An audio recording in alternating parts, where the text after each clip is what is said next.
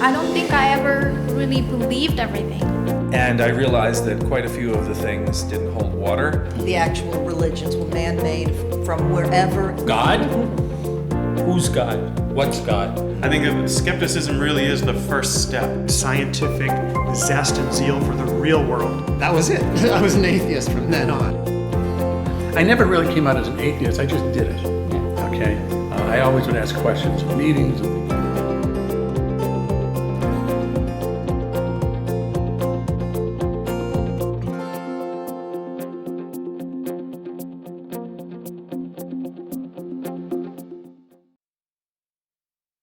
Hi, I'm Red. And I'm Susan, leader of the New York City Atheists, Kenneth Bronstein.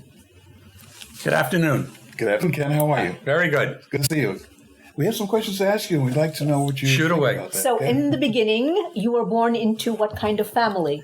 I was born in Boston, Massachusetts, and I lived in a little community in Boston called Brookline, Massachusetts. Mm-hmm. And it was a upper middle class Jewish neighborhood, town, and it was known for its education system. My family was, I would say the family itself was more like cultural Jewish, but it so happened that my grandparents also lived with us in our home, and they were fairly Orthodox, but they didn't push on us at all. They just participated in the religion, and they let us go. Were they kosher? I mean, so that they were separate... kosher. Our family wasn't kosher, but they were kosher. No, but I mean, so the separate... They had a separate apartment. I see. They had a separate apartment in the home that we had. I see. It was a large home, and they had their own little apartment up there, like a mother-in-law apartment type of deal. So the influence wasn't that strong. Well, I was influenced because I saw what they were. Mm-hmm. And what thing was very interesting, that they were such nice people. Mm-hmm. And so sometimes you get the feeling that maybe they're nice because they're Jewish and maybe because they're religious, but that didn't last very long. But they were very, very nice people. Yes. And as I said to you before, there was no pressure by them that I should follow through. I mean, it was... Were they maternal or paternal? I mean, your father's parents or your mother's parents? They were my mother's. Your mother's parents. I didn't really know my father's parents. They both had died at the time. Mm-hmm. Now, let me... Can I ask you a question before you do? Did you go through a bat mitzvah?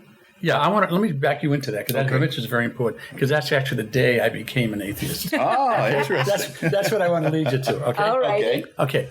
What happened when I was a very young child? The Second World War was going on. Yeah. And also, I was a child who didn't want to be a child. I loved adults. I found children boring. So I would always try to introduce myself and get involved in what I call adult conversation. Mm-hmm. Also, what was going on in parallel with that is that one of my uncles was in the military, and my grandmother was very concerned that he could get killed, right? Mm-hmm. And on my own, now I don't know how I did it, or through logic, whatever it is. He was in the tank crew. He was on a tank crew. I said, Grandma, don't worry, he can't get killed. He's in a tank. The bullets don't hit him, okay? And she said, even after, I was the one who kept her reassured him the whole time, because the rationale being in a tank, you're safer in a tank than being a soldier out there. Yeah. I tell her that type of thing. He came back, obviously, no problems. And but I always was interested, and I got interested in politics very quickly, and in history of governments and things of that type. Mm-hmm. And so what basically happened is that when I was about, 5 to 6, I started analyzing Santa Claus. Mm-hmm. And it didn't take very long, and I came to the conclusion that it can't be true.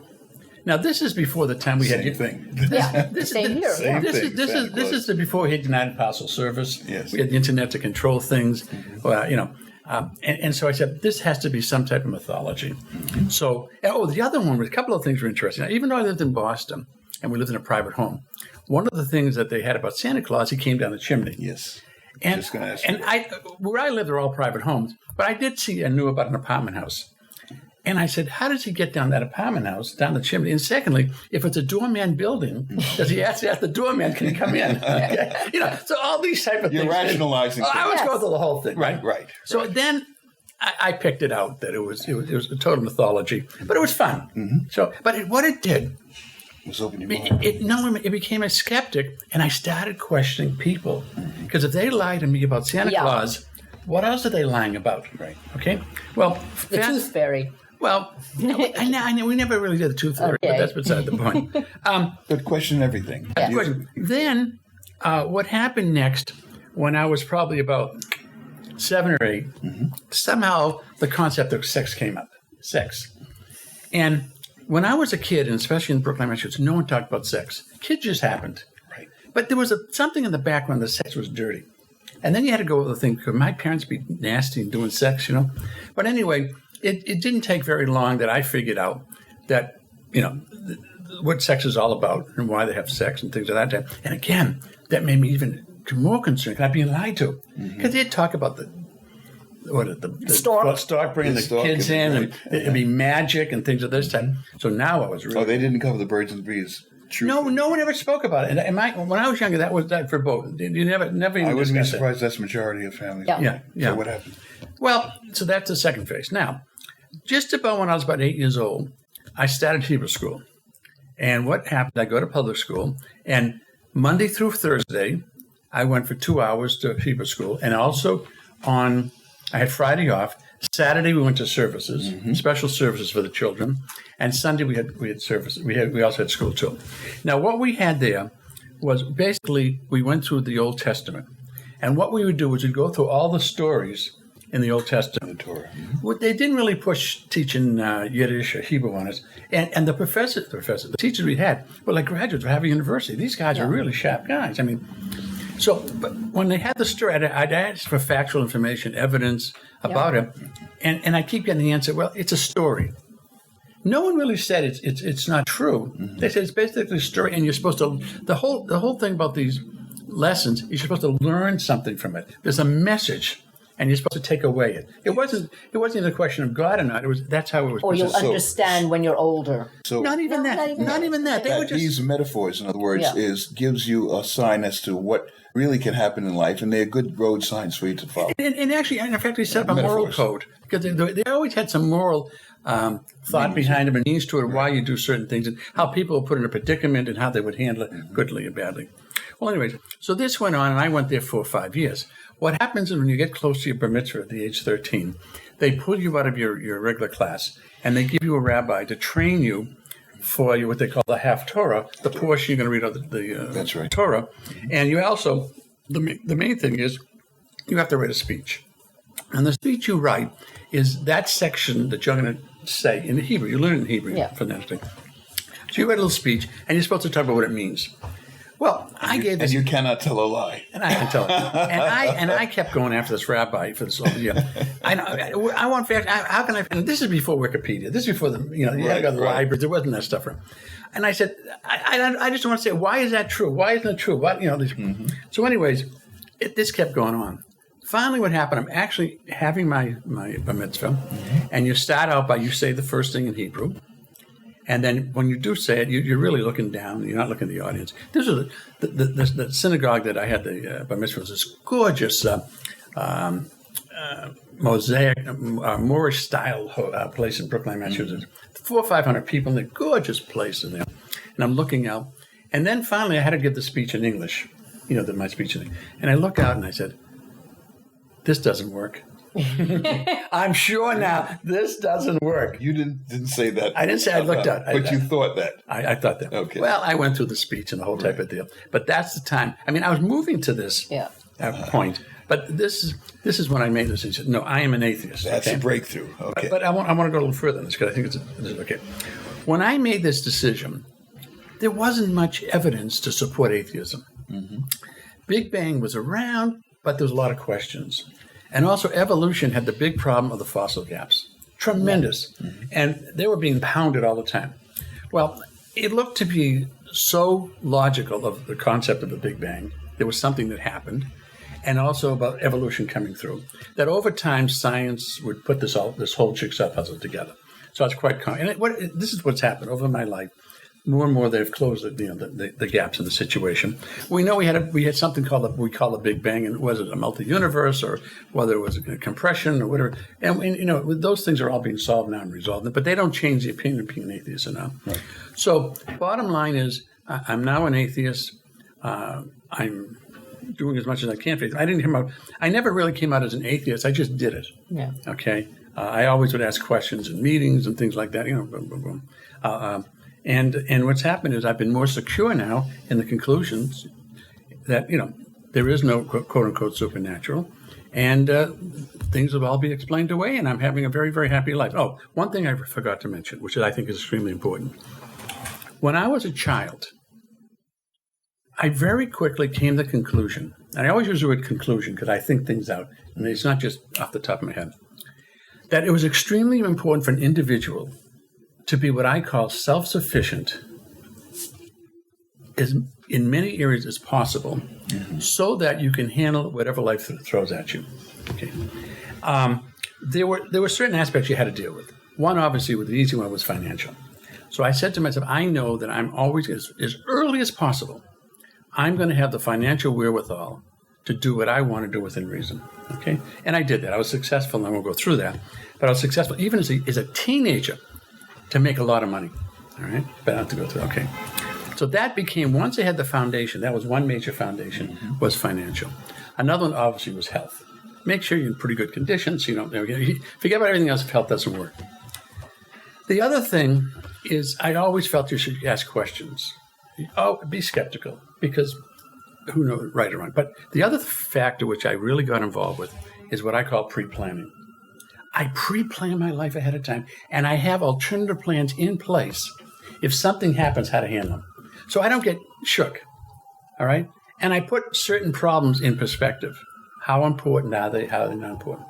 So that combination made me a very secured individual. I really, people don't realize how secure I am. Let me ask you a question. Would you say that you plan ahead, did that also involve life and death, sick, illness of relatives, including your eventual demise? Yeah. Okay. Oh, I realized that this is finite life. That I knew. Right. So right away, I said, I have to live every day like my last day. That's automatically. That's the point of bringing okay. up. So I knew that that's going to happen. I can't wait for the afterlife. I can't wait for that.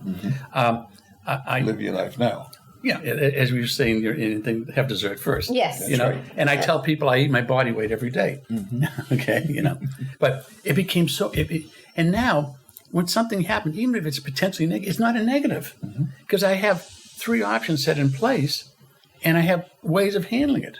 All right, and it makes life a lot easier that way. It's like rolling off. Negotiate. Yeah. Has your atheism ever hurt you in college or in your professional life?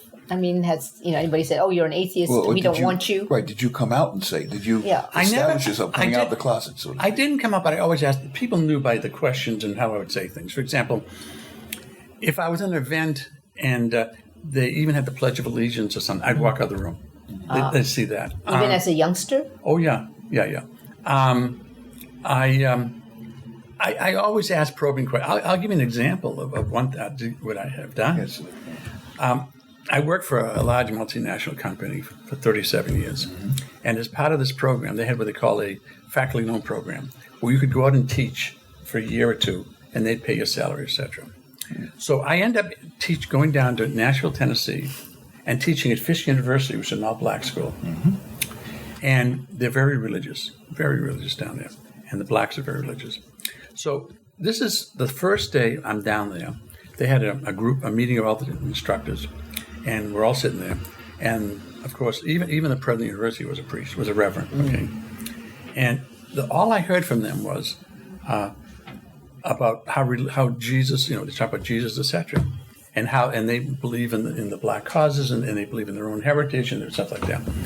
So he's going through this whole presentation, and he said, "Anyone got any questions?" I said, "I do. You just told me, or you described to the group about black heritage. You should have your own identities, etc. Why do you believe in Christ?" Yeah. There was total silence for 5 minutes. Total silence for 5 minutes. Yeah, this is my first day there, right? I mean, these are things I'd pull on. And then finally someone brought a subject about baseball or something afterwards, And I don't know if that had a side effect or not, but I would do things like that. For example, I belong to organizations where they have invocations, and you'd have a priest come up. Yes. And he'd talk about Jesus. And I'd go up to the leaders, and I've changed a lot of groups. I haven't got the priest stop, but he doesn't talk about Jesus anymore. Things of that type. So And he doesn't assume that everybody is. Well, I always found another thing. And what got me, there were 5 or 6 Jewish guys there, and they didn't like it, but they wouldn't stand up. Like, bullshit, I'm going to stand up and do it, Right. So I did it more that way. What else was there? Oh, sometimes when I go to the synagogue or something, some event, I didn't know a yarmulke or a tallis, things of that type. I mean, people would scream at me, forget it, But it was, I think you're leading to something, how I got involved in the atheist cause. About 10 years ago, I was sitting home with some Sunday, and the religious right was getting really, really strong. And I said, what are you going to do something about this? Okay. So I did a Google search, and I found out that New York City Atheists was having a meeting, actually in the SLC Conference Center, where the old place we used to have them. Yes. And under an hour. So I decided to go down there. And that's how I got involved. And that's how we went through it after that, but that's how I got involved with the atheist cause and that. Yep, the internet. Yeah. The internet allowed me to find it Yeah. and to do that. That's how I found you guys also. And word of mouth. Same. Yeah. I found word of mouth, and then I looked on the internet, and I was able to follow up on that. Same way. Well, that's good. That's interesting. Didn't have any problem with your job or anything like that as far as coming out the closet, or you didn't feel it was necessary to talk that much? Well, it's not that I didn't come out you of the only closet. answered that. You never were in it in the first place. The thing is, I never know. The problem is you don't know if things are happening and no one tells you behind your back. Yeah. But on the surface that I could see, there might have been some people but the bottom line, it wasn't really a problem. You know why? I didn't let it be a problem. I think that a lot of people were how can I put it, scared to go after me because they knew I'd come back like a tiger. And I think that might have stopped a lot of stuff because there were a lot of people who were very religious I worked with. But I think they were really concerned that I'd really go after them if they did that. Well, that's good. What advantages have you experienced becoming an atheist? I just find it's just a wonderful life. Peace of mind. It goes to the whole thing I'm talking about. It's the whole package. It's knowing that you've got to live this life and enjoy this life, and there's no one out there controlling me. As much as possible, I'm controlling myself, and I just live and having a ball. I mean, I'm really it's. I don't know. I just find it's a wonderful lifestyle. Yes, and I think humanitarianistically, you're doing something worthwhile for humankind. Yeah. As far as getting rid of those shackles and the chains that hold us out of fear. Any particular books that influence you, that you remember reading, that you like, or any leaders that you admire? Well, as I said to you, when I read the Old Testament when I was a kid, I read the Bible, right? That'll do it. It's all over the show. Revelations for me. Yeah. Oh, no. Once you read that, you're an off. atheist. You're an atheist, But until recently, until we had the 4 horsemen, the Dawkins, the etc., and the internet, we now had some good books. I thought they were up to date. And a combination of reading Hitchens and Dawkins and Harris, they really helped support, and they brought things up to speed. And what they did, which I liked very much, they gave you answers to questions, and because now we had to respond to the religious right, and they gave you some real concepts, and some things they filled in some of the blanks in some of the areas. But again, I watch a lot. I go to a lot of discussions. I go to a lot of meetings where people discuss subjects. As you know, in New York City Atheists, we have a slew of people from science talk to us. And they talk to us about evolution. They talk to us about what Darwin did. They talk to us about, we had the speakers about Einstein recently. And Newton. This is very helpful. right? Because they bring out facts. But I just find it exciting. Forget about even being an atheist. The sciences behind this stuff. Yeah. It's fascinating. Yeah. There's things that I think a lot of people don't understand. What religion has done is they've implanted in the minds of starting with young people certain concepts. For example, when you have someone say the Pledge of Allegiance and you talk about God, it becomes rote, but it implants, we think it's always God. We think it's a nation of some type of religion, okay? When they put in God we trust in the currency. So it's a combination of implant. When people say God bless you, it's implanting religion in God. The analogy I give to that is women's rights, for example. They didn't want to be called us guys. The blacks didn't want to let people use the N-word. So you may call it politically correct, but it's an implanting of these groups to make things consistent in the society. Now, here's the problem. Just recently, there was a case up in Greece, New York, where there was an invocation in front of a town meeting. And basically, they were having these priests up there, and they were talking about Jesus all the time. And so we had an atheist and we had a Jewish person sued that they would stop that, okay? Kennedy, in the 5-4 decision, which allowed it, said, oh, this is ceremonial. They get it to a point where they can talk about Jesus in an invocation or in a ceremonial. Yes. We get the problem now. They said, why didn't you sue 30, 40, like in 1954, when they started putting stuff on the currency? That's right. They keep asking, why are you suing now, not then? So they're saying now it's too late. It's too late. Right. So you have to jump on it right away, and you have to if you lose, you keep following up on it. Right. So it's all part of the big picture.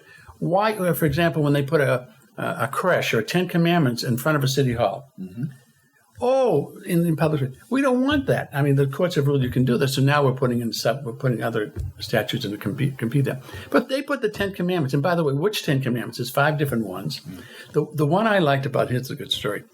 In Florida, the American Atheists sued to take out the statute of the 10 Commandments, the lack of 10 Commandments. They lost. The court ruled if the county or whoever allows it, anyone can have a statue there, right? So they put together their own 10 Commandments statute. And what it did, they took the 10 Commandments and they put the result in death, death, death, death, death, death. Okay? So in other words, if you don't do this, you die. You don't do this, you die. You don't do this, you die. Okay? And what they've done, there's a fellow out there with a few bucks, and he's offered to donate up to 50 more statues around the country. So now you're seeing there's few of these less and less good. Anytime they put that in, he's going to ship down his concrete, and that's the way. So it's a guerrilla tactic. Right. We prefer nothing's up there, right. But that's an example. But it was great. But death. And I think a lot of people realize, when we mentioned about the World Trade Center, people were upset. Why are you making a complaint about the cross or something like that? Because we don't want to let them think that all the people who died were Christians. They were not. They were of many different faiths, and not only that, we should be celebrating everyone or none at all. Right. Well, just as a sub to that, I was a plaintiff in that case, and when they deposed me about putting the cross in there, and I said I don't want it at all, and put it back to St. Peter's where it came. Anyway, I said, by the way, if you want equal representation, I'm just guessing, there's probably about 300 religions in the New York area. You need a pantheon that go from the museum all the way to Secaucus to put all those in equal space. That's right. So that's just a subset. So their conclusion, we might not have had good legal representation, expert legal representation, but the conclusion on the court was. The court they called it a historical piece of landmark. And see, the problem with that is that once a precedent is set, and this is what they're saying in the Supreme Court, that what happened in 1954, what happened in the 1800s when they had the money circulating with God, and this can happen in 2100. That it goes on and on. You are setting a precedent, and that's the problem. This is where Kennedy says, okay, since it's done before. Some of the things I do, especially now, is in what I call atheist moments. We discussed some of this before. This is situations, how as an atheist do you handle it? Okay? So I'm in an elevator, and I happen to sneeze, okay? And someone says to me, God bless you, okay? I don't say thank you. I say, no thank you, or if there was a God, I wouldn't have sneezed. So I do these things. So when the situation comes up, now I know people tell me not to do it, and I'm in company, you don't do that type of deal. But that's what I react to it, because I want to, like it's even the tabling. When someone used to come by and say, bless you, I say, that's insulting. And they'd look at me like, what are you talking about? And then I think someone thought about it and said, look, I don't believe in Jesus, okay? So you're insulting me by blessing me because you say Jesus. I was in B&H Camera recently, and I'm in the checkout, and the guy who in the checkout gives me my package, and he says, God bless you. And I go up to him and I said, I'm an atheist. And he starts laughing, okay? I said, got to be careful who you're saying these things to. Just don't arbitrarily do it. Yeah. Right. He says, you're right, I never thought of it. So we have to alert people that there are little things like that. That's right. And those things work themselves out. And I'll bet you that kid probably told a friend of his who told a friend of his. That's the Guess what multiplier happened to me? effect. Yeah. That's the what happened multiplier today. effect. We got to be more careful about this. I mentioned that to you before when I was telling you about the awkward moments that come out there. Yeah. We will have a list of giving different awkward moments as to how you can respond to them without necessarily being rambunctious or being disrespectful to anybody. But one good example of that is when you're at the table and all of a sudden they say, "Want to hold hands for a minute?" So, okay, so hold hands, and they start praying. That's an awkward moment, especially if you don't want to be hypocritical. Okay, a hypocrite. So therefore, you listen and you say, "Well, that's good, that's nice." But have you ever thought about blessing or thanking all the people who had raised during Thanksgiving the animals, the turkey, and the food that was cultivated by the farmers and the truckers that had to bring the food over? I think if anybody needs blessing, I'd rather say blessed. I'd rather say I thank you and we thank them for their effort that what they did. And they should be paid $15 an hour. And they should be paid a little bit more than what they're getting. So this is the type. These are awkward moments, and if you know how to handle the awkward moments without you being rambunctious, without you looking like you're trying to cause problems, you're making them think that that's not a bad thought. Yeah, that's a good idea. Another good example of that is if you happen to be in a hospital and here comes your loved one out of the operating room, and you say, "Oh, thank God," and then or you mention on TV, you hear them say that, "And thank God we were not the plane didn't go down to a crash, but it landed safely." No, maybe you should thank the pilot, or maybe you should thank the surgeon who performed the operation, and the history behind medicine, and all those who created the right answers and developed the cures for these things. Those are the ones who should be thanked. Yes. And I think that would be certainly appreciated. And if you want to really go further than that, how about donating to those societies? How about donating to the